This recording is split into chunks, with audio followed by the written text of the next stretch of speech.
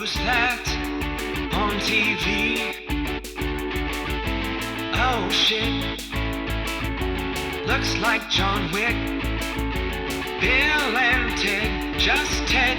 Neo from the Matrix. Who's that? Keanu Reeves. Hello and welcome to Good Boys Gone Bland, Season 5, Episode 10, John Wick. I'm your co-host, Denali. I'm your co-host, Ryan. I'm your co-host, Jace. I was caught off guard. No voices today, just straight down the middle. Well, I was caught off guard because you said co-host. Do you I always normally say co-host. He always Yeah, I says always say co-host because after we had the host debacle, Yeah. and now I honestly don't even know if I should give a shit. You could be the host if you wanted to.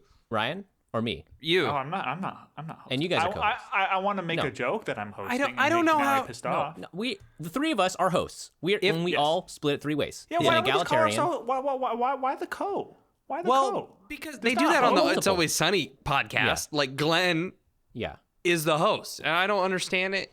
And Well, the Well, three he of us just are has the hosts. personality. Denali. We didn't go into this saying Denali was Okay. going to be the one who leaded all the bits and all the discussion, guess but I that's just- just the way it happened. nobody does, and it works for me. I fine. like that. It's, Yeah. okay, I'm glad we had and I think maybe every couple episodes we should just have a huddle and then just discuss On the the mic. structure on the mic.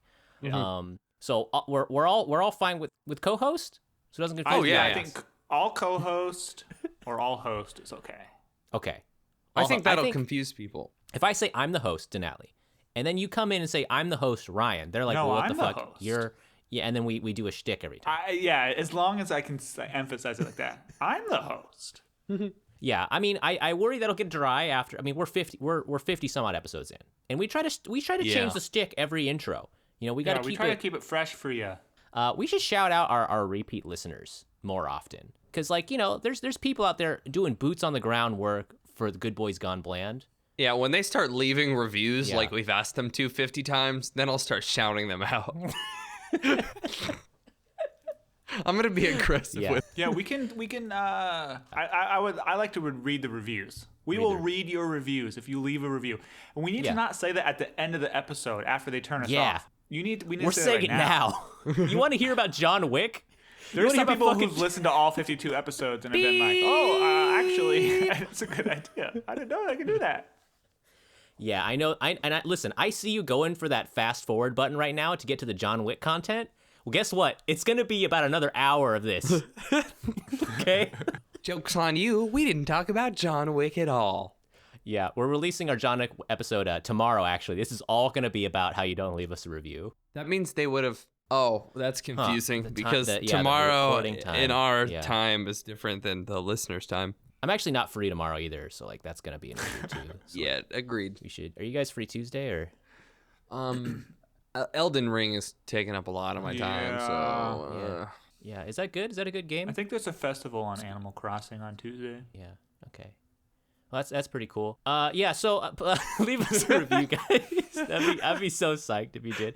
But I mean, also people have been shouting us out on Instagram. I realized I want to What? address this at the top of our podcast because our Instagram has like this weird error where we don't get a notification sometimes if someone shouts us out. I try to repost stories whenever I can, and then sometimes it like doesn't tell us. And if you haven't gotten shouted out, and you shouted us out, it's not our fault. It's Instagram's fault. I looked it up, and they said just some accounts are like that. So I'm sorry. Feel free to DM us. You can be like, hey, I shouted you guys out on my story. You guys never said anything. We've been And, getting shout outs? Yeah. And because Brent shouted us out on Instagram. Yeah. Shout out to Brent. Thanks, Brent. He's a day one supporter. Oh, And, listens I all the didn't- time. Gets Yeah. mad when the episodes aren't posted. Yeah, that's Probably. the kind of fan we want. That's Brent's the top of the pyramid. And I didn't get a notification. And I believe Yuri shouted us out before, and I didn't get a notification. So if this is continuing to happen, sometimes I get them. Just shoot us a DM, shoot us your grievance, email us, and we'll give you an apology shout out. Yeah, if So you're Brent, not this is our apology shout out. Yeah. apology, what you want. If you're not following it up with fanfic Yeah. to the Gmail, I know.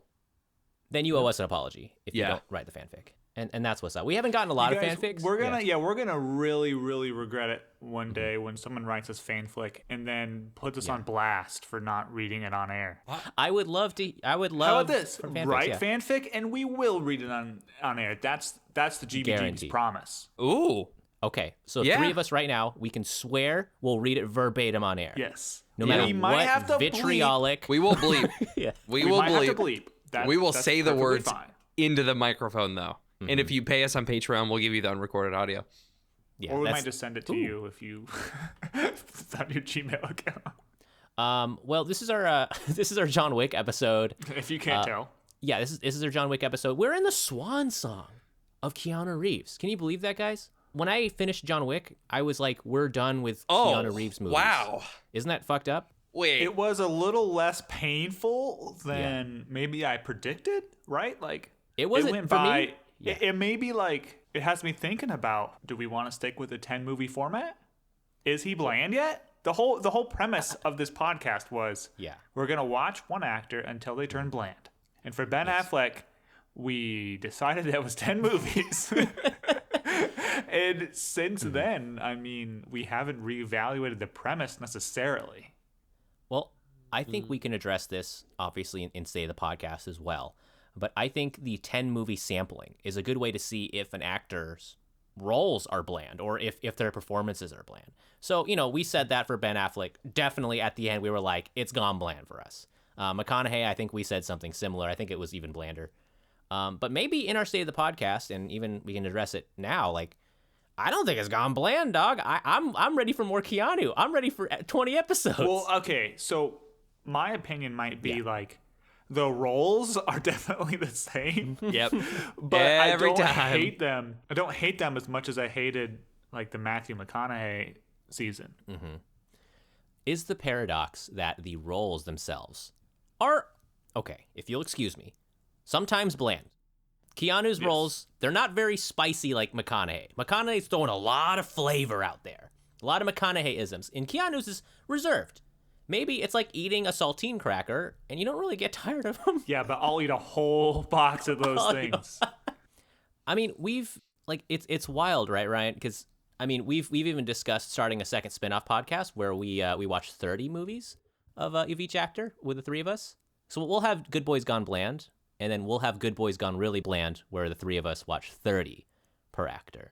I would need some sort of like external 100. motivation.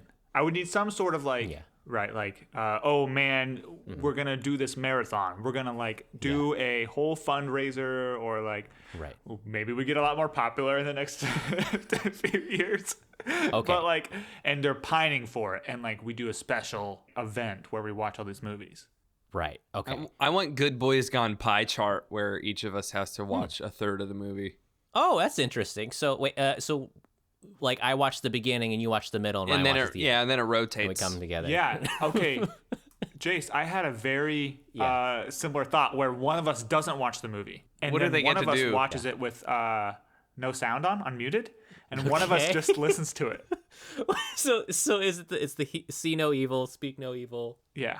And then so the two people who got it in some medium have to explain the plot to the other person. Wow. So this is the options, fans. We're gonna put a poll up on Instagram, and then you know what? This is our motivator. We can have it as like a Patreon exclusive. So we'll have Good Boys Gone pie chart, Good Boys Gone Really Bland, and those paid members will get access to those. We'll get $1 for every episode. So we have to, we have to make a Patreon for that. That's the that's the hurdle, isn't it? Too much. Fuck that. Yeah. If you guys want to just we'll put it on our MySpace. There we go. Put it on MySpace. Because we release these GBGB podcasts for free. People are just gobbling these up. I think we're supposed to reach out to companies and try to get ads. Yeah, I don't think that just We're supposed to reach out to them? Well, I also don't think we have the type of content that at this state and time that, like... I'm always shouting out Jewel on our fucking podcast, dude. You're telling me they're not picking up on that SEO and they're not going to hit us up? Honestly, I think we just click a button and then the podcast apps will play ads at the beginning and in the middle of our episodes. Oh, Is that actually I kind of thought we were like a street performer thing, where we like kind of like do magic and then people just kind of drop dollars our way. And then Tide, sponsors us, and then we just kind of, we kind of make money like that. This is a good podcast, guys.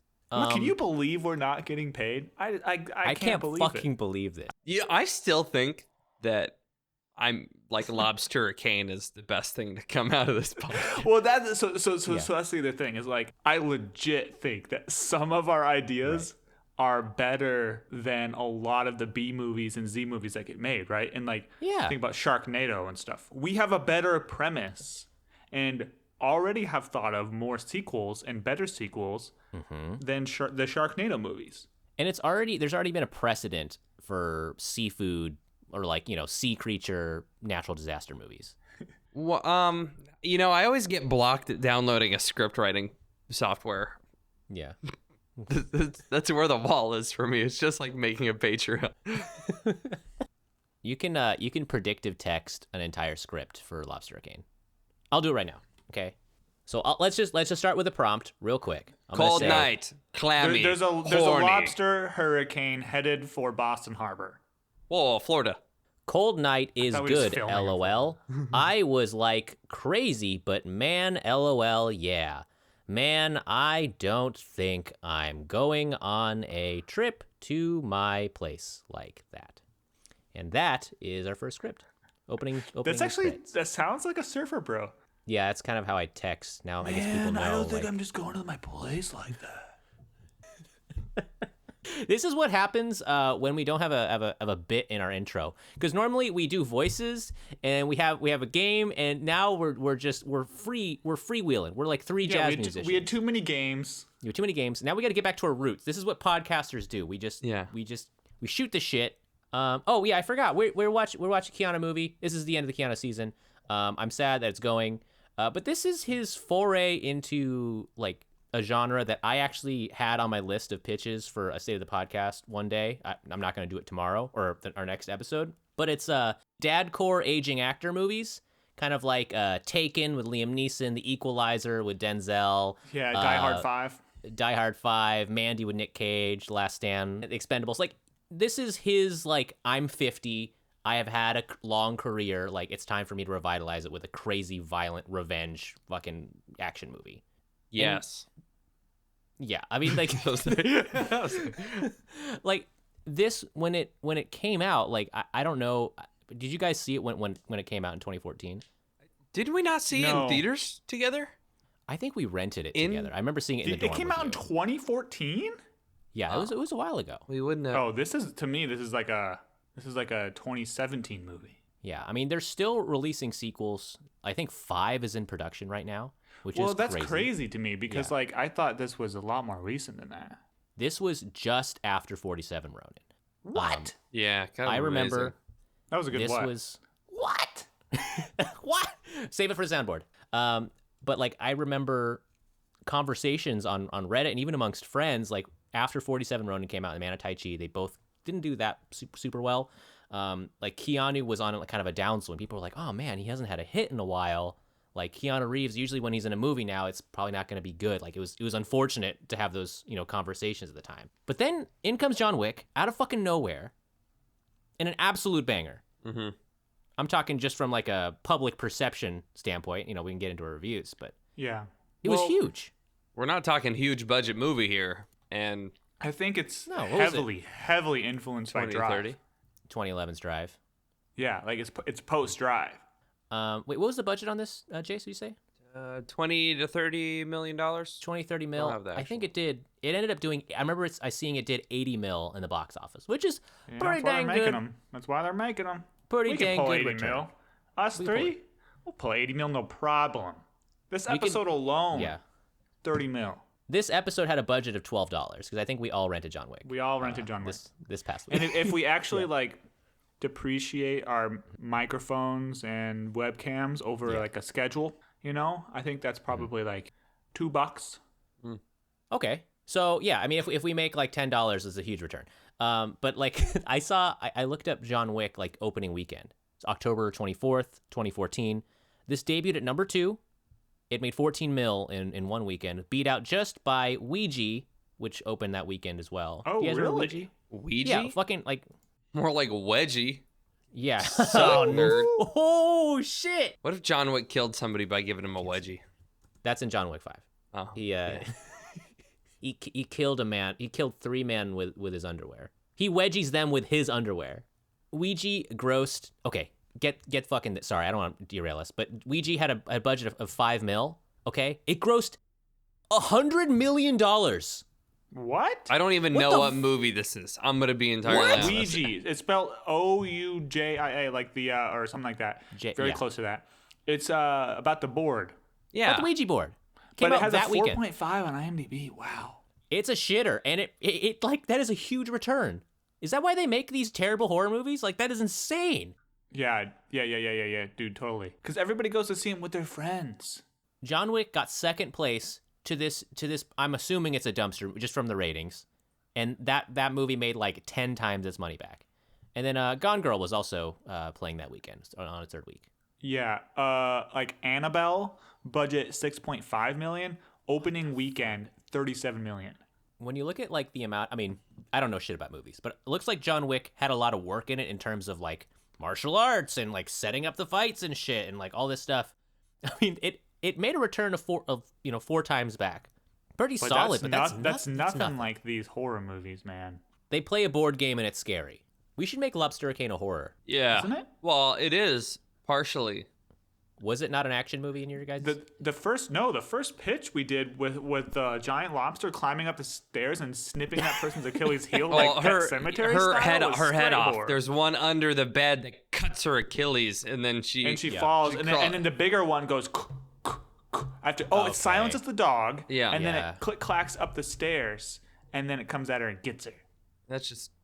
I have this scene. Anytime I think about Lobstericane, I think about that scene. I think of someone like Ben Affleck eating a lobster roll on some seaside restaurant and then looking over and seeing dark storm clouds in the distance. Wait, hold on. Did we think of Lobstericane because of the Town episode of Ben Affleck? Yeah. Was that what it came for? It was that long ago? Yeah. Oh my God. That's of course, because we were talking about lobsters for like half that episode. And then he looks over and there's a tank full of lobsters like behind the deli counter and it starts rumbling. The inception of it might have been before that because I believe the inception, the name came before the episode. If there are any dedicated super fans, GBGB super fans out there, and you want to set the record straight, please set the record straight. Feel free to watch the entirety of the Ben Affleck season. It's not on YouTube yet. You have to listen to it. Feel free to listen to the entirety of the Ben Affleck season. Yeah, listen to it. Or don't. I mean, the audio, Oh, yeah, really don't. I mean, the audio sounds terrible. Oh, God. The content's good. Look how far we've come. John Wick 2, we're in $40 million budget, 171 at the box office. There we go. Okay, that's pretty big. So they increased it just a little bit, and they're already hitting these big numbers. Have you guys seen the John Wick sequels? I've only seen 2. I haven't seen any of them. I've seen 2 and 3. What'd you think of the sequels, Jace? It's been a long time. And they're not really movies where like you remember the plot all that much, right? I mean, what's there to? It's like, guy's ticked off and he wants to. I mean, we could probably just get into our reviews, but like, I remember seeing John Wick 2 and just kind of. I remember being like, that was better than I was expecting. Like I was expecting garbage. Whenever there's a sequel for an action movie, it's very bad. So I remember being like 7 out of 10. Not bad. Something had to have happened here because Yuri had only seen John Wick 2. I'm wondering how many people saw John Wick 2 and do not recall or did not see the first one. Well, that's the whole setup, though. So, like, they don't know why he's killing all these people. Yuri had no idea. Yeah. When I said, we're watching John Wick this week, she was like, oh, sweet, I've never seen it. I did watch the second one, though. So, like, the whole dog thing, like, that's... Because John Wick 2 takes place, like, I think the next day, right? Oh, really? I think that's the thing about the sequels, because it's like a bad week he has. It's just like one after another. And then the kill count's like in the thousands now, probably. Yeah, I think we're going to talk about that a little bit more, too. But, like, it was kind of difficult to get on board with him killing all these people. More of just, like, okay, I guess they're bad people because they're in the mob and they're related to all these hitmen, and I guess they've killed people or been associated with killers. But John Wick goes a little judge, jury, executioner here. Yeah. Does he kill anybody who wasn't trying to kill him first? Well, that's the thing too. Is like self-defense. But they did. There was a point where they stopped trying to kill him, and he killed them. I think. Like, didn't he shoot some people who were running away? I mean, well, yeah, it's not even that, but like, okay, but like, it's not like he is, tracking down people in a combat war zone or something like that. He's just like wandering around New York City murdering these people. Well, okay, John Wick is showing up like John Wick's a in bad these guy. evil bases. He's like breaking in. He is a bad guy. There we go. He's a bad guy, Ryan. Yeah, that's what I'm saying. It's like it's hard to be like, yeah, this guy's awesome. It's presented as a revenge fantasy when we're supposed to like Totally side with John Wick, but you almost don't really want to. Like some situations, yeah, like when they're breaking into his house. But like, oof. I feel like the whole point was to take the moral dilemma out of the equation by making him a bad guy in a universe of bad guys, as opposed to as opposed to him. But it's kind of like an insular universe, right? Like, it doesn't really matter what happens in here because they're all crazy people. Yeah, it's a little bit of a. I think you're supposed to think of it as like a different world too. There's a degree of world building. Yeah. We're running into also, I think, a little bit of that. We talked about it before with superheroes, where superheroes are dispensing lethal justice. Like, we talked about Iron Man, where he goes to, I think, somewhere in the Middle East and just kills a bunch of people. And you're supposed to be like, yeah, he did it. Like, we're not like, well, hang on a sec. Like, but let's get into it. Let's get into our John Wick talk. We didn't even give. Somebody needs to give. I'll do the synopsis. Okay. Let's fucking do this real quick. It was directed by Chad Stahelski. He's the stunt double for Keanu Reeves in the Matrix movies. He played, I think, the dude named Chad in Matrix Resurrections as well. Trinity's husband. Oh. Yeah. So he made this movie. Pretty cool. John Wick stars Keanu Reeves as a retired hitman who was posthumously gifted a small dog by his wife who had recently passed. The dog, played by Andy, an 8-week-old beagle actor, and John Wick form a strong bond that begins to heal John's sadness. However, tragedy strikes when Yosef Tarasov, played by Game of Thrones' Alfie Allen, and his group of mobster thugs break into John Wick's house and kill his dog. John Wick then revives his old killing ways to seek vengeance for his dog. Hijinks ensue, guns are shot, mobsters are dispatched, and Keanu is back. And that's John Wick. Yeah. Dang. I thought you were going to say revives his dog. He revives his dog. You say they killed his dog, and then John Wick revives his killing career. Zowie. Something Different direction than I watched a different movie. Pet Cemetery. Oh my God, what if John Wick lived near the Pet Cemetery? So he lived in Maine. He was a mobster in Maine. Yeah. There's some skinheads in Maine. Yeah. So he was a neo-Nazi mobster in Maine. Nice weather this time of year. And then so he resurrects his dog in the Pet Cemetery, and they both go killing other neo-Nazis. I don't like the vibe of this movie, man. Yeah, that's a little green room-ish. Yeah, green room. Yeah, do you guys remember the ad campaigns for John Wick as well? Like, I remember it's being specifically, it was kind of an underhanded thing, but it was like, Keanu is back. And it had that clip where he's like, yeah, I'm thinking I'm back. And like, that was the John Wick trailer. No, I don't remember that at all. And it was an unsaid narrative of being like, he was gone and now he's back. Like, as in the past 5 years of movies he made, like, was everyone just thinks they're bad. Like, I just thought that advertising campaign was a little insulting. He might have signed on to it. He was like, I know. Yeah, maybe he did. Maybe he did know. Was there actually a Keanu dry spell, like, around the time of 41 Ronin? 47 Ronin? How many Ronin? Yeah, there is considered a Keanu dry spell, I guess, where he was doing. That's a sentence. Yeah. There's a sexual connotation, but there's also a non-sexual connotation. That's where the sexual one comes from. Okay. All right. Fair enough. I read a lot of Keanu articles because of this season and because of me, and they do refer to like the period between like 2011, 2015 as his dry spell, or 2014 before John Wick. Yeah, he's not even in top 10 sexiest actors in between those years, so. Well, pretty much from the Lake House, guys. From the Lake House onwards. There's like almost 10 years there. From John Wick in 2014, Lake House in 2006. There's pretty much nothing. Because he got hit with a bunch of Razzie Awards. Day the Earth Stood Still. But then 2014 hits. You see on his Wikipedia page, it says 2014 Resurgence with John Wick. And then he also got the Razzie Award for Best Turnaround during that. Did he go accept it? That's a big thing. I think he was just nominated. I don't think he actually won. Oh. So he didn't have a good turnaround. I don't think. I mean, it's probably not the best, but it was a turnaround for sure. For God's sakes, I will say, 2005's Constantine. People say that was bad. Fucking great movie. I'll defend that. I'll defend that forever. But that's pre-Lake House. Lake House 2006. Shit. That's the golden age. So this is the golden age, decline, resurgence, and then now he's in a bunch of movies. He was in Knock Knock after John Wick, and I think that's a little blemish. Golden Age 2. So that's the thing is like everybody, all the three men who we have reviewed for 10 movies, they have all followed that same pattern. I think right. There's an overlap. It's Hollywood. Rise and fall. Yeah.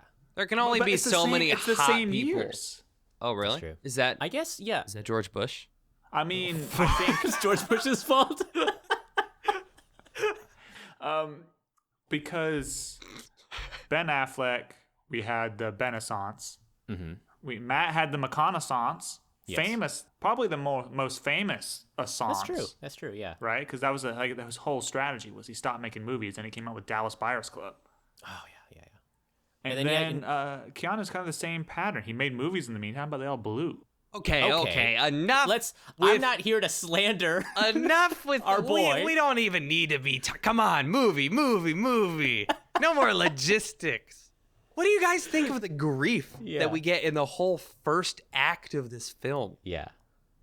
It was great. Kind of shoehorned in. And the color palettes. I liked it. I liked Keanu's performance in the beginning. I thought he was great at conveying sadness. It was quiet and understated. I thought he did well, honestly. I'd agree with that. It made me sad. So we're looking for an actor. Okay, look at here. Okay. We got a character who's quiet. He's sad, and he's like everything's understated. Yeah. He's a little stoic. Who could we possibly find? Not Matthew in today's day and McConaughey. age?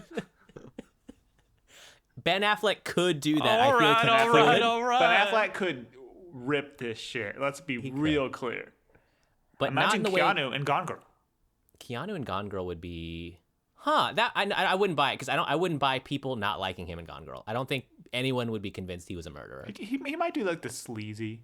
I mean, this originally was written for a man in their 60s to play the role because this was the dadcore aging actor movie initially. Ooh. I don't think they had anyone in mind at the time, but they had imagine older actor. They were like Clint Eastwood or someone, they were imagining people who were like retired. I know Eastwood wasn't retired at the time. And then, but I think when Keanu was pitched, they were like, okay, let's just go with him because he has a history in the film world. People kind of already have a narrative about who he is. And I think it fit, it fit in John Wick. I think honestly, it was a good role for him. I think it made sense. Plus, you just believe he's grizzled, just from all the action roles we've seen him in. He's got a weird-looking face, too. You don't like his face? Oh, I'm not saying I don't like it. I like a lot of weird stuff. Honestly, dude, seriously, like, I know, like, we watched Point Break, where he looked fucking great, age 24. Oh, my God, dude. I think about it every night. I think about it. And then John Wick, dude, he looks fucking amazing at 50. Like, he's got touch of gray. He's got the beard. It looks fucking he's been clean. hitting that just for men. Yeah, it's great. But yeah, to get back to the sadness in the beginning, Jace, like that when he was like sad after his wife died, that actually like hit me. Like I felt emotional watching him cry over the videos. Even when he gets the dog and like he gets the note from his wife. Yeah, that was good. I felt that. I thought that was a good scene. It was done well. I like that it was done like, she died and then he gets the dog and rather than like just, I don't know, he has a dog and it was a dog that his wife gave him. Like there was no dialogue needed to explain that because we were watching it happen, which is like the show versus tell idea. I like that it wasn't a step that he took because that can be tough. Oh, that's a good point. When you're grieving. And it was something that she in this world had the forethought to do for him to try to help him process what was going on. Yeah, and it's like an implied aspect of their relationship. And I think that's one strength of this movie is that they imply a lot of things. There's a lot of unspoken backstory with everybody. There's unspoken things about their relationship he had with his wife, about how it saved him. They could have approached this in a really hokey way. He was just like, "Oh, she saved me. She showed me." Like they could have had this whole thing that was really hokey. And then there's also an implied backstory about who John Wick is. Of course, there is some great fucking narratives in the movie about it, but they don't literally show you. You know, you're taking their word for it, and I think that's part of why it's interesting. I think. Yeah, and I like that it's done through other characters. Yeah, it's not done through John Wick talking to these people. It's through two characters talking about John Wick. Yeah, who played Vigo in this movie? Because he actually passed Michael Nyqvist. Nyqvist? Nyqvist? Nyqvist. VIS. Is he Swedish or something? But yeah, he passed recently in 2017 of lung cancer. Very sad. He was amazing in the movie. I really liked his performance. I think John Wick's whole backstory and his whole vibe really rested on his monologue he does as John Wick's introduction, where he's like, he's the guy you send to kill the fucking boogeyman. And when he has to really sell that, otherwise you're not going to believe this dude is the hardest motherfucker alive. And seeing him talk about John Wick, just down to like and all his interactions with his son, like that was exciting to watch, because me and Amber were just like, oh shit, like what's gonna fucking happen, like how hard is this dude? And then so I really like that aspect. I loved his physical performance on stage or on the screen, just because it wasn't liked that they gave some credence to, is like, this is the guy who built our empire and you just fucked him over. And it's like, you have to tie it in somehow. Okay, there's the hook. And then the when he does the guy from the I think the Allstate commercials or whatever. Oh my god, the mayhem dude. Yeah. When he does the pencil thing, like it's essentially his right hand man, but he's still, in that little bit of acting, he's a very good actor. Guy's a really good actor. You can tell that he's in the moment, and he's like, he's been being yelled at to stay. It's like, you're listening, you're watching, you're gonna watch me beat the shit out of my kid. That's how much power I have. But then he does the pencil stab motion, and he flinches. Yeah, I like that little touch too, and it made me jump too when he was like, he does the pencil thing. I'm like, and I think that speaks to, I mean, both the right hand man and the mob lord, and even Alfie Allen in that role. I think the three of them played really good villains in this. They were all really interesting. Alfie, unfortunately, is typecast as like extremely insecure, petulant characters, but he's so good at it, man. Like, he conveys so much insecurity with his eyes and with his talks. Like wide open eyeball look, like yeah, and he's really good, man. Fuck. And I just love how he's Lily Allen's little brother, and she made like a diss track. Wait, what? About him before he started acting. I don't know who Lily Allen is. I don't either. She's like a UK singer-songwriter. I think she made a song called Alfie, where she's talking about how he does nothing and smokes weed all day, and then now he's like a pretty big TV star and movie star. Huh. Gotta shit on your siblings. Yeah. But maybe that shout out helped him out. He was like, hey, I got shouted out by Lily Allen. Ryan, what'd you think about the color palette in the film?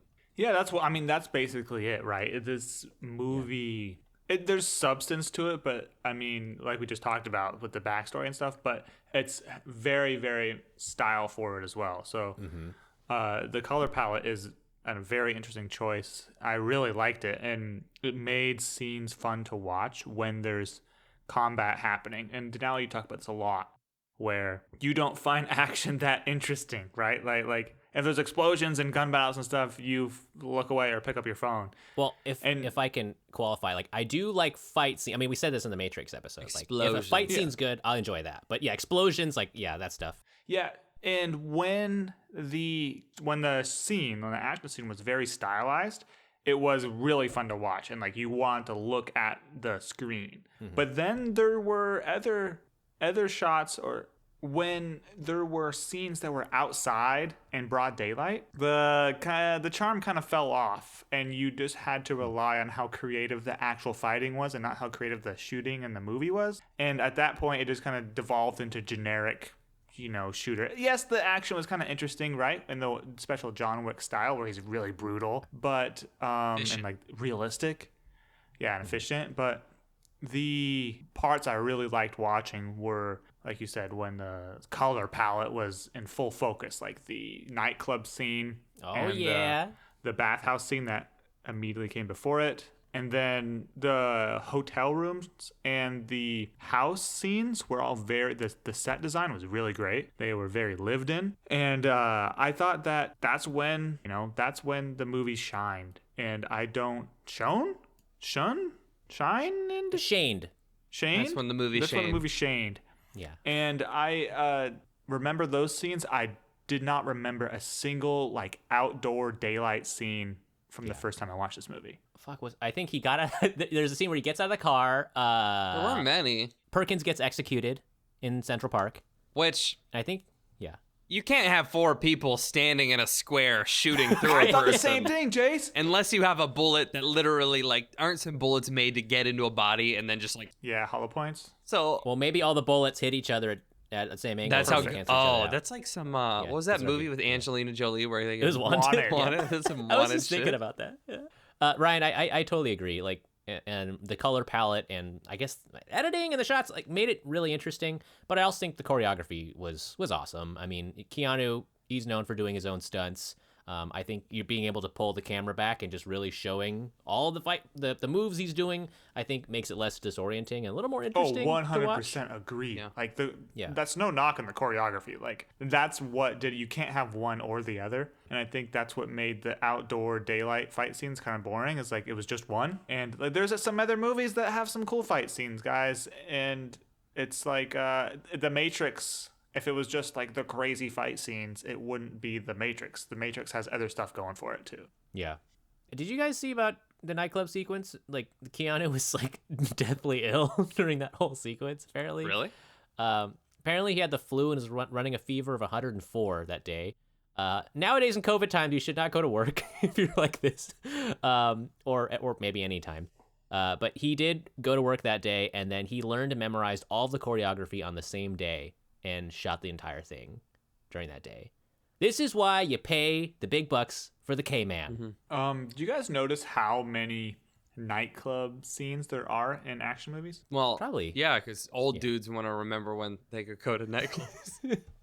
Yeah, there's the mashup. It's Club Hell or something like that. Okay. And they play all the nightclub scenes interstitched with each other, and it ends up being all the hitmen and everybody shows up at the same nightclub. And it looks the same because it's all blue and red and stuff. Yeah.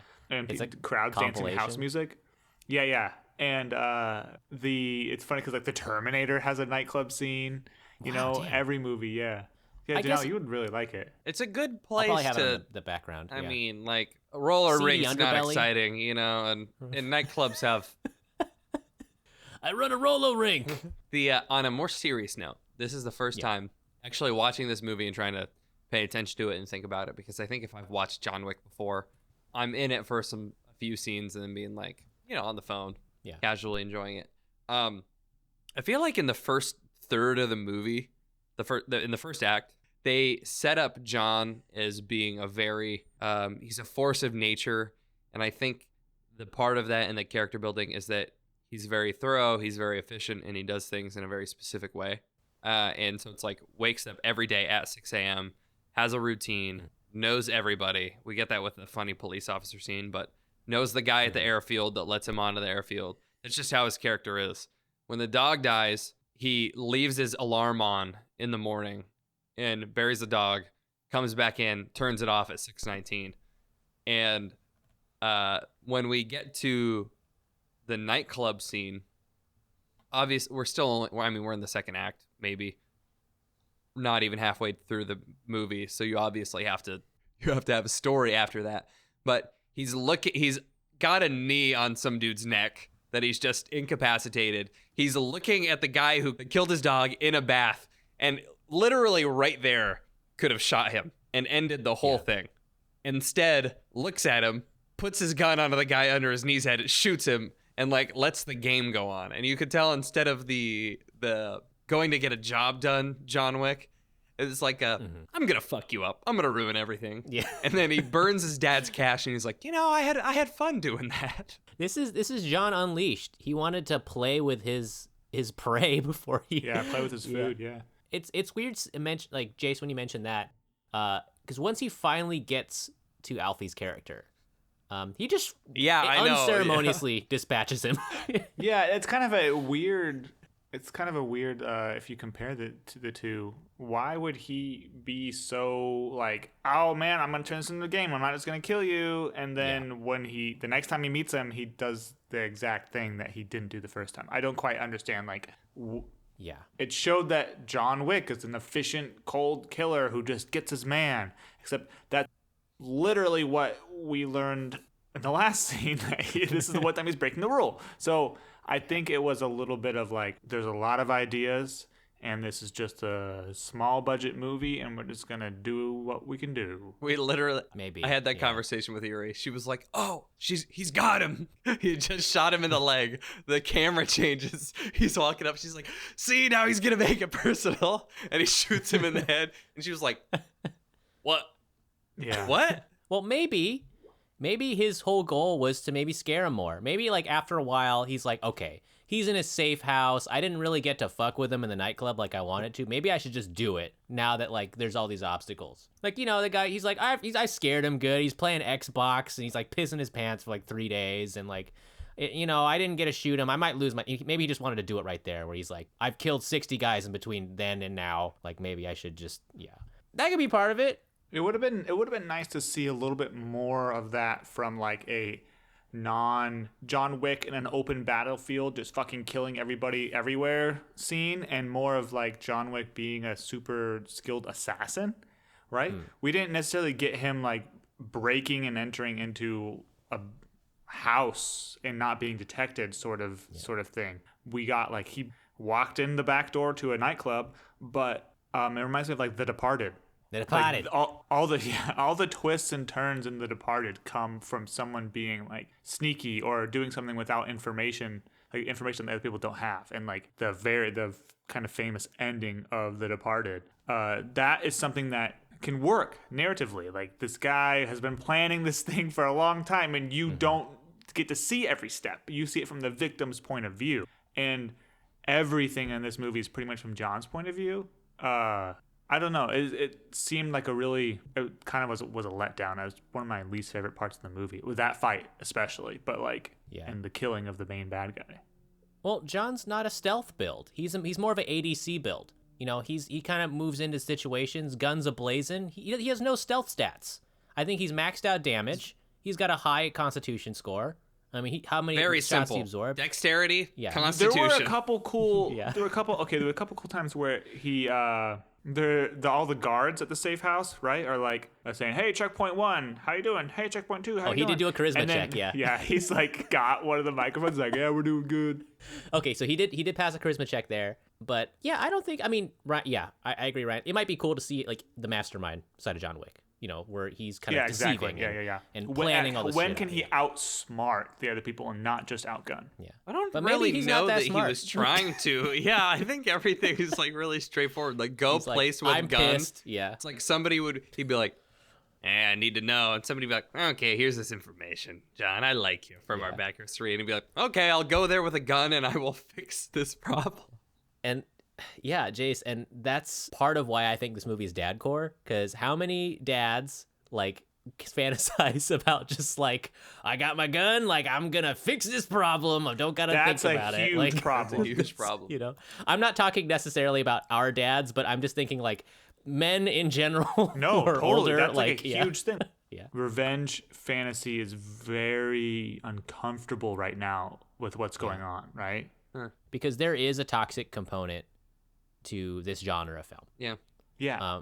People fantasize about this stuff all the time, where they want to go out and kind of like the people who fantasize about the Punisher, someone takes things into their own hands, fuck the law, fuck society, I'm going to do this, and it's going to fix everything. Right. I think the wrong type of person could see John Wick and absorb the wrong parts of it and not understand that this dude's a bad guy. This is not how you should. Exactly. No, dude, I 100% agree. Yeah. And it's easy for us to point out with things like that, or maybe not easy, but in the past when we watch these movies, we say, look, it's not clear to the audience, and it's not clear whether the director or the people making the movie view this as a bad person. Yeah. And to us, that he doesn't have the same morals and same values as us. So if someone's like that on screen, you need to either be trying to convince us that we should think this way, or you need to be contextualizing that person in the way that you want us to contextualize it. In this, the way that they tackle revenge fantasy is, maybe a little bit better done than in other movies, but it's the same sort of idea, and I didn't necessarily get a violence is bad message from this movie. I think that's well said, Ryan, because I had a similar reaction to it to an extent. Full disclosure, I enjoyed watching the movie because I've watched it for years, and I think there's kind of a little bit of a comedy a component to the movie as well. But there was a little bit of a flinch every time I saw him shoot a guy in the head and summarily execute all these people. There was a part of me of I wonder the wrong type of person watching this and like I just said, absorbing parts of this that they shouldn't. And then, of course, we're also re-examining conversations about gun violence a lot. And in wake of that, watching this movie, I was kind of I don't know. So my feelings about this are complex. I had to, just for my own mental well-being, compartmentalize into this movie and being okay, I'm enjoying Keanu just doing martial arts on the screen.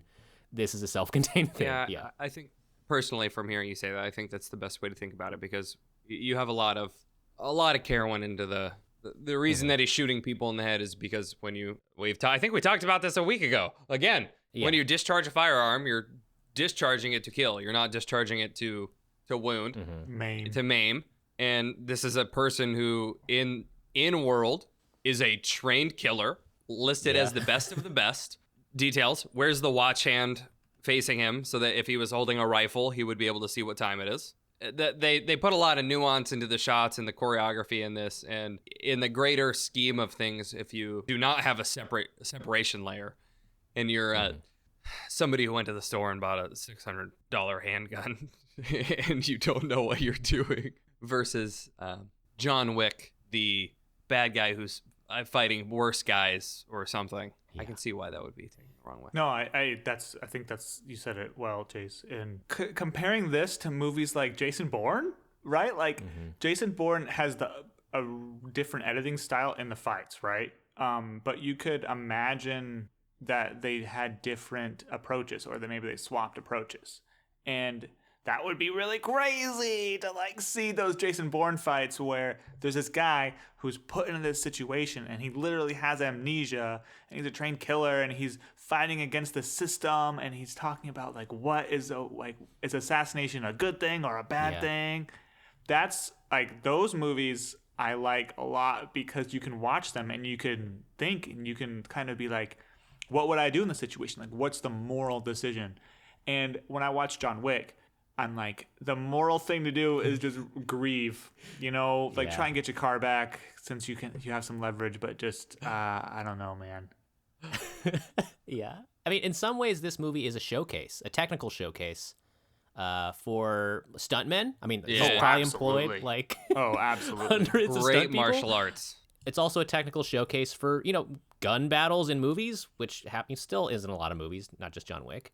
I think the crew who worked on this can point to this as being I worked on that movie where they did it really well, and they could be pointed out. So I think from a technical aspect, you can also just appreciate it just as that. Maybe it's coming off that I don't like this movie. Oh no, we could. I think I like it's this movie. coming off Yeah. that we are reviewing it in a time and place where we are able to contextualize the movie and compare it to society. Mm-hmm. And unfortunately, when you do it that way, it's fuck. This is, and we don't have to super get into this, but this is also coming in at a weird time for us. We also mentioned it in our Point Break episode. We mentioned it jokingly. Yeah, we did a time check. We were like, okay, it's this date, nothing bad's happened, and something bad, extremely bad happened, and it was hard for us to watch. Did happen. Yeah, it was hard for us to watch this movie. We kind of texted during the time, like when the war broke out, and it happened at the day I was starting to watch John Wick, and I had to stop several times and just kind of like catch myself where I was like, fuck, like this is hard to it's hard to watch violence and then know that violence is happening in real life. That's another aspect we did not really touch on in this show, and I think that's bleeding through a little bit in our review too. Maybe it's part of why we're apprehensive. Thankfully I was sleeping. Yeah. You guys, Ryan's I watched Coast, it that night, but I was already done with it and I went to sleep. I don't think I could have dealt with that first thing in the morning. I wouldn't have gone to work. Yeah. So Jesus. For the people who are listening 4 weeks at a time, and they're listening to our Point Break episode, and they're like, "Oh, why are they talking like that?" Yeah. So that's gonna be that we might want to put in like this was recorded.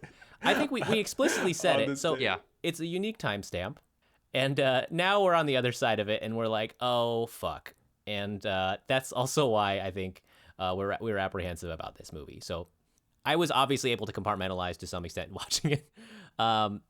In relation to, we were talking about like how crazy John Wick is as a character and how skilled he is in combat. Like, can you guys fucking believe it was only a $2 million hit on him that Vigo put on him? That was pretty funny. I thought that was really low. I thought the joke was it was gonna like have to go up. This cheapskate fucking deserved it, dude. He was like, oh, we're gonna up it to $3 million. Okay, this guy has an empire of probably hundreds and hundreds of millions of dollars, and this guy is coming straight for him. That's nothing like what Han Solo and Chewie had to go through from Jabba the Hutt. What? They went straight to like 40 million or something. That was the hit on Han Solo and Chewie? Something. Hold on. Yeah, let's look that up. Yeah. Let's look that up. What's 40 million credits? What's credits to dollars? 2022. Hold on. But they're spice farmers, so. Star Wars credits to dollars 2022. Okay, I think based in the RPG. Oh man, I'm so wrong. Okay. Jabba the Hutt became so irritated with Han Solo that he placed a bounty on his head of 224,000 credits. 224,000. Okay, I did find this Quora thing that in Star Wars, the Imperial credits are tied to gold. So one Star Wars credit, they said, is worth about $4 US. 4? So what was the... Yeah. That's about $1 million. That's almost exactly $1 million. Jabba, you fucking cheapskate. It's kind of insane. Like blasters in some of the video games are in like... In the 70s, though, $1 million was hundreds crazy. And thousands of credits. Really? A blaster costs the same as a house? Well, you don't know what their economy's like in Star Wars. Yeah, shitty. It's crazy, you know. So, anyone? But I mean, yeah. Anyone watching Book of Boba Fett? Book of Boba Fett, yeah. The John Wick of Star Wars? No, I haven't seen it. It's a good show. I like it. That's the response I always hear from Mando is I like it. Yeah. Well, the thing is for me is like the Star Wars brand getting so watered down. I don't care about any of this stuff. Like when The Mandalorian was coming out, I was like, oh wow, I should check this out. It's like a new Star Wars series, right? Like how often does that happen? Well, it turns out every year. Yeah, but I mean that's okay.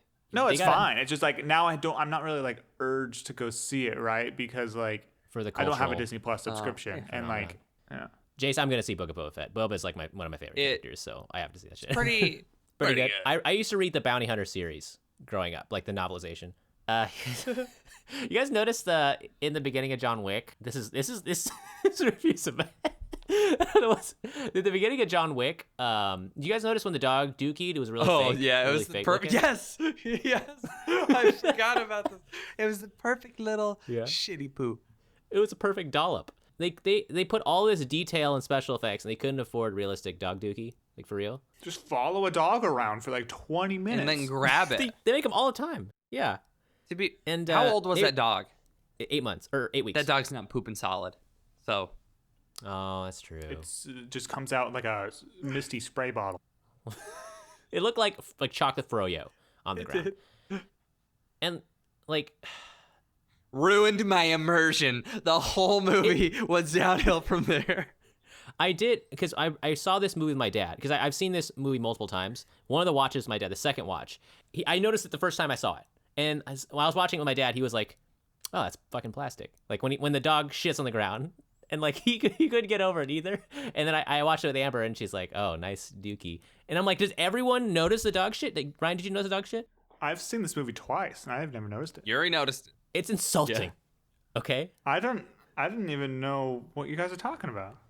I don't remember dog pooping. I might have been writing. Artists, so they claim. Yeah, artists, quote unquote. Set up a scene where the dog is going to come back from indoors, and they just leave perfectly in the middle of the frame a fake doggy doo. Mm-hmm. Fake doggy dookie. I'm Googling John Wick dog dookie. Oh my God. On Reddit, yeah, it says the CGI puppy poop in John Wick cost $5,000. What? There's an article. It was CGI? You could have bought a $5 fake dookie from like the Joke Mart, and it would have been just as effective. Jace, there's a comment on Reddit. It has the picture, right? From 7 years ago. And it says, at all caps, the viscosity of this shit is not consistent with a puppy that size. Immersion ruined. We'll only see movie twice. Wow. I think I found out your Reddit username. Yeah, that's literally what Jay said. The other thing, we didn't mention Willem Dafoe's character, Marcus. Oh, great. I like Marcus. I love Willem Dafoe and everything. They did him fucking dirty at the end, but he went out swinging. So it did bother me a little bit, just a little bit, because you're supposed to believe that John Wick is like this, basically the Terminator. That like without Marcus, he would have just died unceremoniously, like because he did stop the execution of John Wick. Yeah. And John Wick says, "Yeah, I'm thinking I'm back," and then they like execute him, and then Marcus saves him the last second. But I'm like, he didn't know Marcus was there, so like, was the movie just supposed to end there? Just confidence, dude. Just exude confidence, and like then badass stuff happens, right? Like if you're timid in every situation, then the badass stuff that was gonna happen just looks like pure luck. But if you're just like, yeah, I'm the fucking best, I'm gonna do this crazy thing all the time, all the time. Eventually there's gonna be 1 out of 1,000,000 people that does actual like crazy stuff. So I should always be locked and loaded with badass statements, even when the chips are down. Yeah. And it worked out. Hey, Denali, do you have that spreadsheet for me? I'm thinking I do. No, I forgot. When we watch a movie, get right on that. We're not saying that this sort of things is the probable outcome, or like this happens to most people. Yeah. The reason we're watching these stories is because unusual or like crazy stuff does happen. And so like, someone goes missing for 10 years and they show up and you're like, what? That doesn't happen every time someone goes missing. But this is a movie. We're not just going to make a movie about normal people's lives.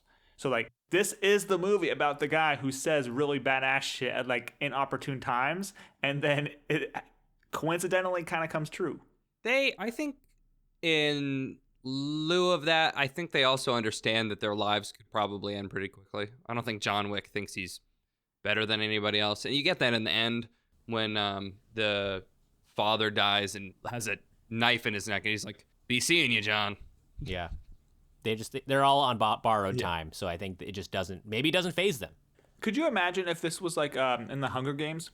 Yeah. And they draw numbers, right? And you get like 12 volunteers or whatever from like these crappy little countries, Okay.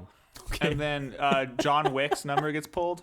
Oh man. Wait, so or like John Wick's in your country and your number gets pulled and you're like, please volunteer. Any volunteers? He doesn't step forward. Willing to go kill people for me? Okay, so we have to reimagine countries, right? So this is post-apocalyptic. These are not countries that exist now. When he says crappy countries, it's just countries that are not real. And John Wick is part of our nation, our district. Right. Can you imagine if John Wick doesn't they're like, is there any volunteers? And John Wick's standing in the front, and he's just kind of like looking to the side. He's like, oh man, anyone want to? And everyone's like, I really feel. John, the only one here with combat training in our fucking grain colony. He's like, no, I made it here by not being that. Yeah, because it happens every year. Yeah. And like, what are the chances he gets pulled? So every year he just gets, you dick. John, you're Someone literally gets at the marked up the shooting steps. range every day. You have a dojo here. You know every martial art. John Wick in the Hunger Games. Wouldn't that be like crazy if like they randomly picked and they just didn't know and it was a Hunger Games sequel and like that first rush where everyone's just rushing and he just like kills everybody in like Or 3 like that's seconds. basically the premise of First Blood, though. Is that really First Blood's plot? Is a Hunger Games and Rambo is one of the It's contestants? very close. What? It's not Hunger Games. It's just some random sheriff who hates vets. Wait, so I mean this is a really stupid premise, but like they could just keep redoing Hunger Games, but they keep grabbing the wrong person. Like they grab like the Incredible Hulk, like Bruce. Rips We had the Incredible Hulk fishing for us. Are you the whole time? fucking kidding? Like, Why didn't he stop this district thing? How did we win that war? He's still around. Oh, Doctor Strange is there too. They're just You got That's a good movie. Yeah, hit us up. Yeah. Lionsgate or whatever who made that. I think that's the plot of Thor Ragnarok. Oh fuck! Ragnarok. Damn it! Stan Lee thinks of everything, man. That he's too good at making plots. You guys want to do our Keanu? We should probably review this movie. movie. We pretty much said everything. Great. I guess I'll kick off the Keanuometer. I remembered it this season. I think I got it pretty much every week this season. Rating it how Keanu-y is this movie? I mean, on one hand, it's very, very, very Keanu-y. He not a lot of lines. The lines he does have are effective and delivered with like what's this guy really thinking? And there's not much to say that we haven't said. I don't know how surfer bro-y he was. And my idea of Keanu Reeves is kind of Neo from The Matrix and Bill and Ted. So it definitely goes into the Matrix side. Like this is basically just Matrix 5. But it's not... It could have been done by someone else. You know, just like find some other actor who's willing to only say 8 words in a major motion picture. And then you'd be fine. But Keanu's the only one willing to do that. So I'm going to go ahead and give him a 7. Oh, for high quality? I think he did a really good job. Keanu's never really going to knock it out the park, except for in The Matrix.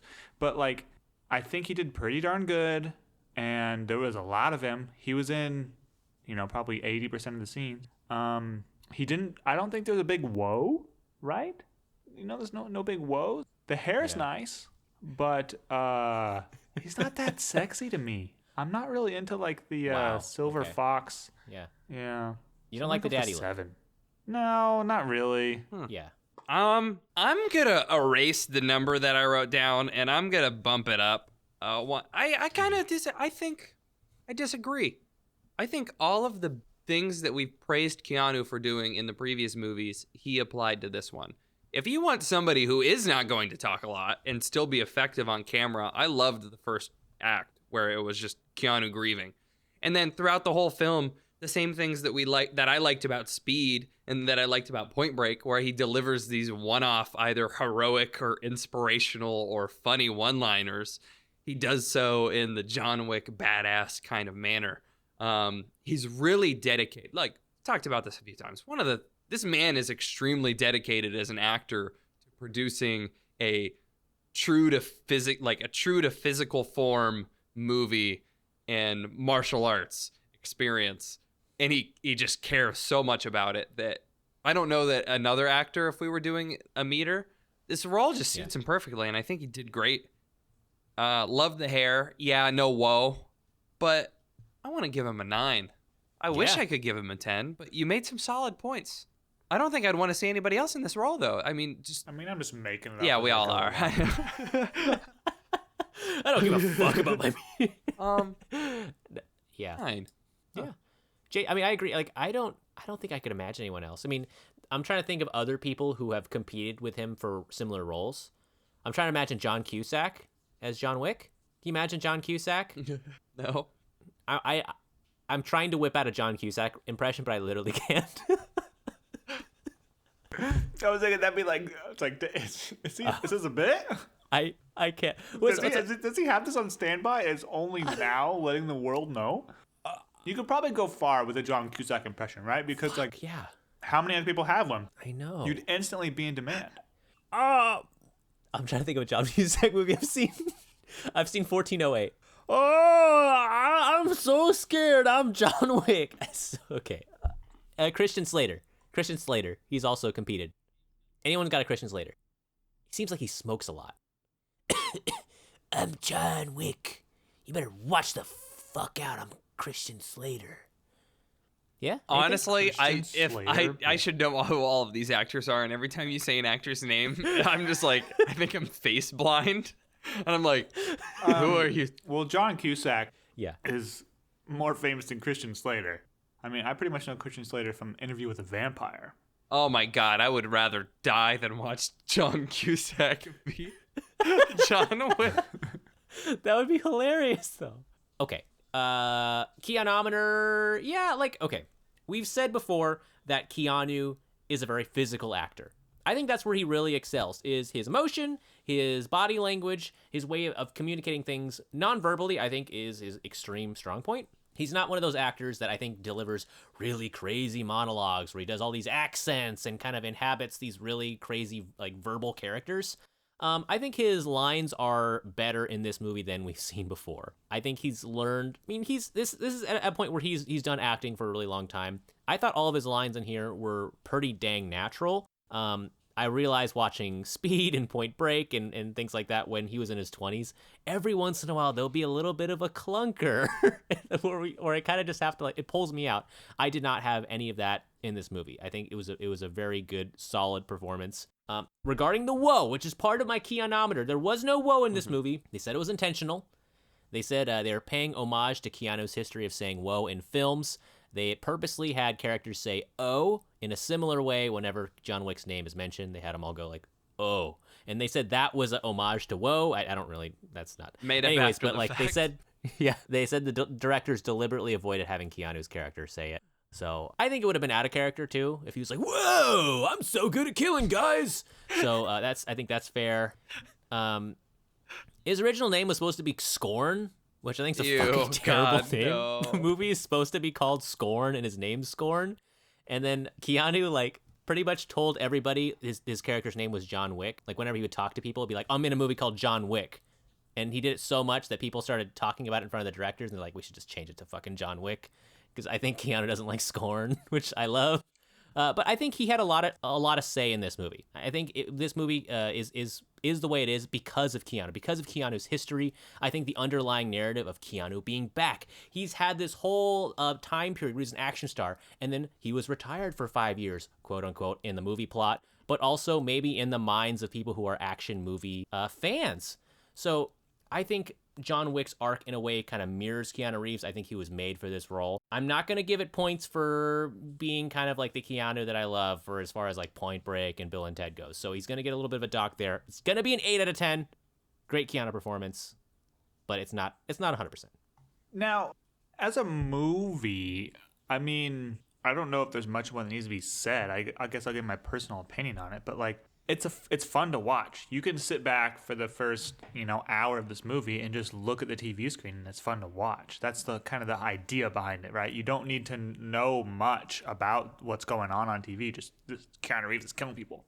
And I found it somewhat compelling. The character building is really compelling and creative. It's a show versus tell. It's kind of tell, but the other characters saying they're not saying I'm afraid of John Wick. They're kind of reacting to news about John Wick being back. That, in my opinion, that's show, not tell. And I thought that was very effective.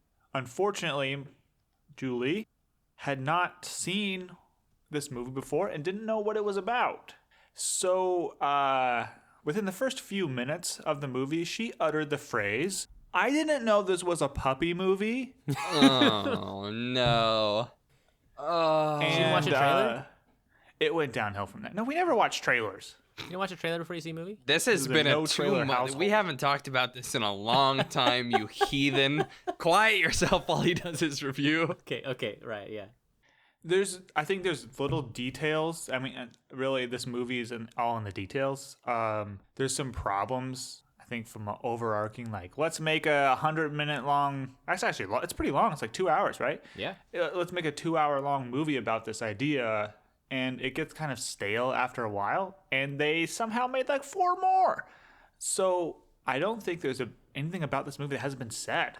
I like Jace mentioned, like the color palette. He asked me about that. And I do agree. That's the one thing I really, really picked up on. The oneers and action sequences, everybody talks about this, but I really liked Drive, right? And that was the first movie I think that had this sort of style that I had seen.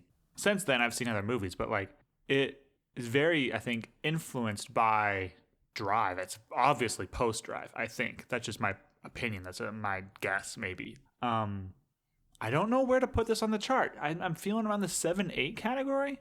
Maybe just cut it some slack, right? And give it a goddamn 8. And don't be such a stickler. Because it's a fun movie to watch. I've seen it twice now. I'd probably watch it again. I'd rather watch the second one maybe. So I'll go with an 8. Fuck it. I'm loosening up, in my later years. Ryan grew a heart. After 50 episodes, his heart grew twice his size. And all it took was Keanu Reeves. An interesting question to ask. Would you rather watch this or The Town again? Oh, compare episode 10s. Probably this. I think this. I've watched this multiple times. I haven't watched Town more than the one time I saw it. We all gave The Town a very high rating. But that's the thing about The Town. It's like once you're in it, you're in it. But like, do I want to take on that undertaking? There's a lot of layers. There's a lot of complexity in The Town. Different, and plus the Jeremy Renner final shootout just kind of soiled different action styles. Yeah. This movie's gonna be up there, for me as well. I think in the Keanu season, could be wrong, might have given like the same Keanometer and movie meter score more than any other season.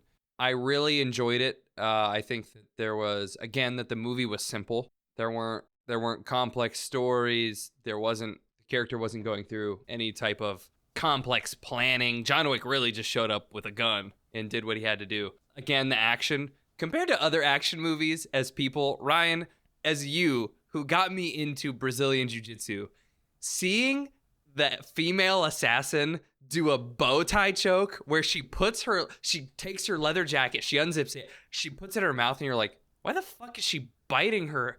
And then she literally rolls into this bow tie choke, and I'm like, oh my god! Multiple times we see, I think we see an Americana. We see multiple like true to fighting. Watching this movie as having done 7 years of Brazilian Jiu-Jitsu, and then getting into Muay Thai and like sparring against people and being like, okay, you kind of know what is actually effective in a fight.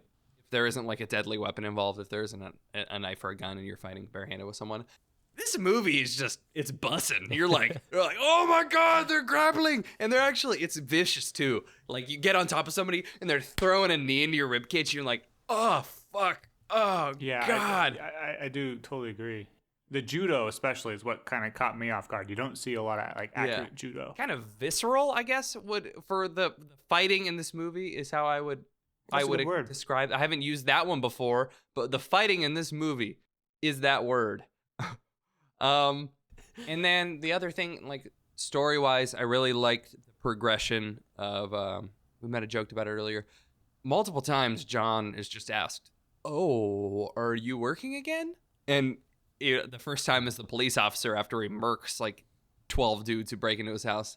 He's kind of like, nah. And he gets asked in the hotel and he's like, ugh. And then it gets to the point where where instead of achieving his goal, he's been, kind of thwarted, barriers have been put up, and then he gets captured, and he's like, yeah, I think I'm back in it. Yeah. And I think with this simple character who's literally, again, a bad guy fighting bad guys, I think that's the kind of character progression that you need, and I'm going to give the movie a 9. Hell yeah. For an action, this movie had what I needed out of an action movie.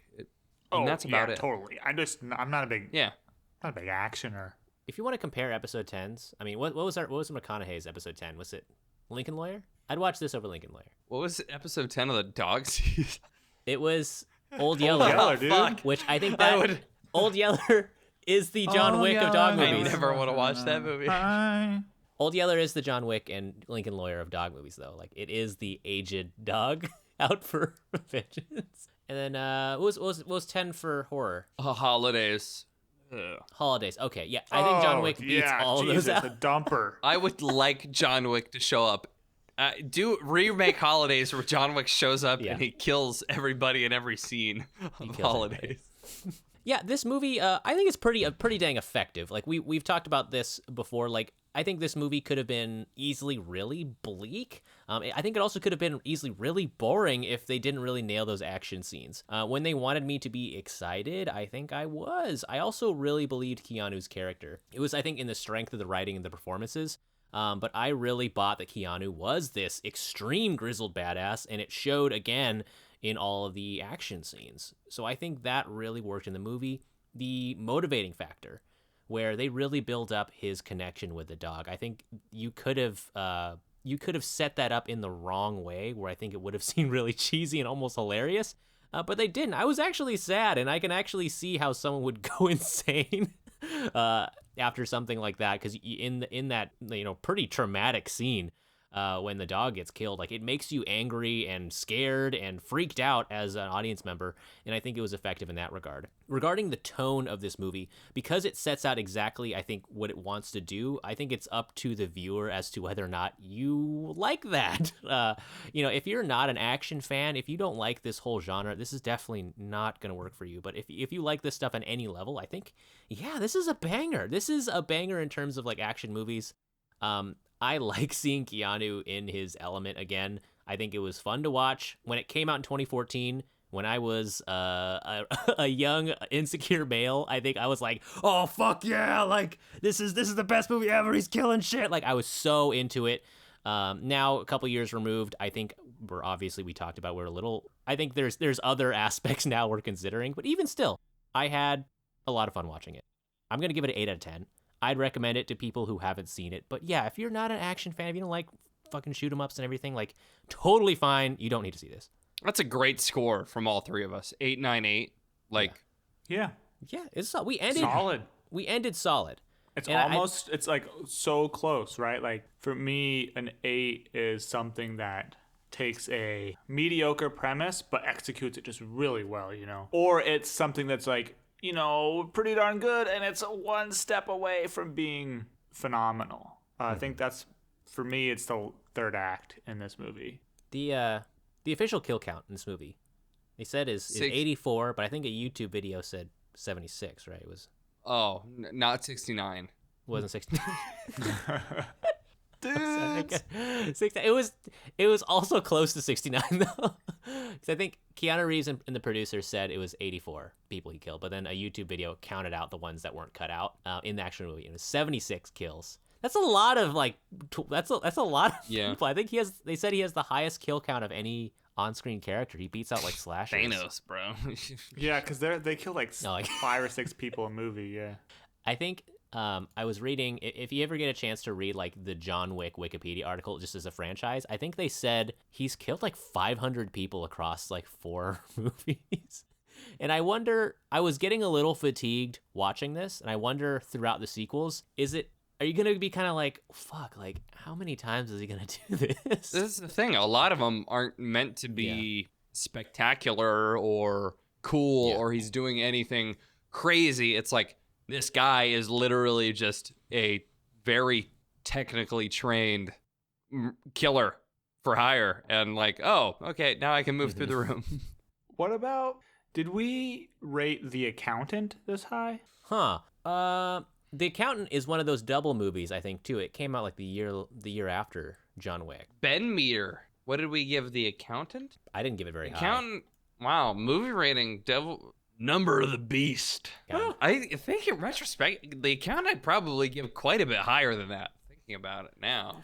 Yeah, I think that's the thing is we started out being very like objective, kind of harsh, like let's critique this movie, and now we've seen 50, so and we're like, that movie was shit, don't watch it. It's like, hip. that movie was good, it's in between 9 and... Yeah, I'm moving more towards like just tiers of movies rather than strict ratings. Yeah, I feel like my scores are becoming binary over time as well. I'm moving closer to that. But also, It's wild because we've watched over 50 movies together now. And this is coming after a time period of where I kind of stopped watching movies just because of, life and just random stuff. And watching this many movies in succession, for me at least, has kind of reevaluated what I think about them, especially watching like 30 bad ones. And like, we've watched so many bad movies, which I've never done in my life. It makes you appreciate, I think, good movies, which is weird. I didn't expect that. But speaking of good and bad movies, we have embarked and returned to port. I don't know the metaphor. Keanu's Kitchen. Fuck, we didn't talk about Keanu's Kitchen that much. We found the key. We found the last key. I think we need to reassociate ourselves more clearly with the mansion, because or we need to seafaring or debark from it, because I mean, I do love it. I think it does kind of the mansion. It could be a way that sets us apart, but yeah, I think we mentioned a couple offhand comments about the cupboards in the kitchen. We made some food puns a couple episodes ago. Yeah, we should have done a food version of John Wick. Damn it, we even did that in the other episode. John Wing. Fish. John Gevelta Fish. I was thinking John Wing. Like that's closer. Wing. John Wick. But next week, guys, is State of the Podcast. I can't believe we're already in State of the Podcast 5. State of the Podcast 5. We finished our Keanu season, but we're going to talk about it a little more in State of the Podcast. We're going to do our debrief. That way we can send off Keanu right and proper, and then decide the fate of season 6, our next subject. Regarding our State of the Podcast, I want to talk to you guys about the format. I want to get your guys' thoughts, because we've done it like 4 times now.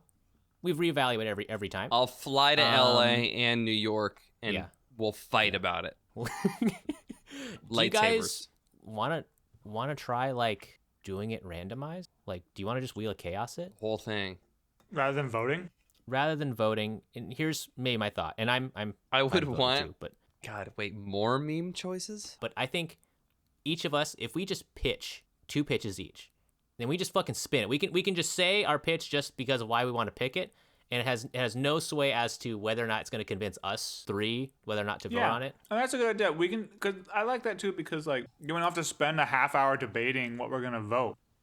Yeah. We could just talk about why we're doing that and how funny and crazy it would be if it got picked. And it makes me feel better about pitching one of the things I'm going to pitch.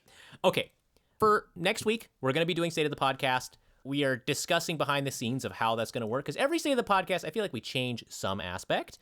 This time around, I think we're going to be doing maybe something a little different. We'll see. Wild. We're going to get crazy. I'm going to take my shirt off. Jason's going to take his shirt off. And maybe 3 guys get crazy on a podcast? Probably not. And we're just going to spin the wheel. Like, Season of Chaos, I mean, we've done it partially with the dog season. The dog season was decided through chaos. It was. Yeah, the whole thing. We got to be careful with what we're pitching, guys, because there's a real reality these can be picked. If we're pitching Transformers, there's a reality we have to watch all the movies. So let's all keep that in mind. Should I work on like my Welcome to the season of chaos? Oh, that's good. Yeah. That's good, man. Sweet. So we'll hope you guys will join us. Thank you for listening along in Keanu's Kitchen. We've enjoyed our stay. We hope you've enjoyed yours, and we hope you continue to listen in with State of the Podcast. It's always a good episode. It's more freewheeling. Whoa. Was that your whoa? Okay, wait. Let's do a good take. No, I was just saying whoa. That was a good whoa. Maybe each of us should do a good whoa take, just to send off Keanu. It's his iconic phrase. Whoa. Right? Whoa. That was good. Whoa. Yo. Yeah, I think go. we all had a different after I heard Denali's, I had something in mind, and then Ryan, you really brought a sense of like heart and kind of like a stony whoa, and then I was like, holy shit, what am I gonna do? What would John Wick say if he says whoa? Ooh, webble babble. Dear God.